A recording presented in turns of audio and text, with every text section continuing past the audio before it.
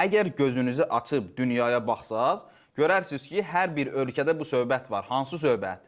Ki, ərəblər bizim nəyimizə lazım? Əsas milli kimlikdir.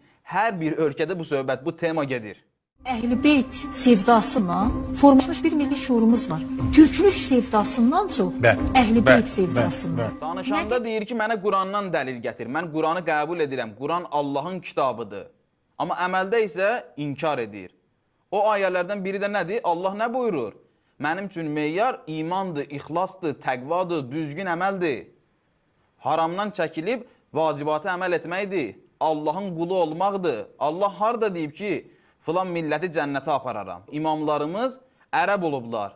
Amma Allah deməyib ki, mən ərəbləri cənnətə apararam. Siz elə düşünürsünüz ki, imamlarımız ərəb olduğuna görə bunlar belə özlərini öldürürlər. Başqa millətdən də olsaydılar, yenə də bu sözləri deyəcəkdilər. Çünki onlara sərf etmir ki, insanlar haqqa tərəf getsin, ibadətə tərəf getsin, təmizliyə tərəf getsin, düzgünlüyə tərəf getsin. Onlara sərf eləyən əxlaqsızlıq, ədəbsizlik, günahla məşğul olub, içki, qumar, zina ilə insanların başını qatmaqdır.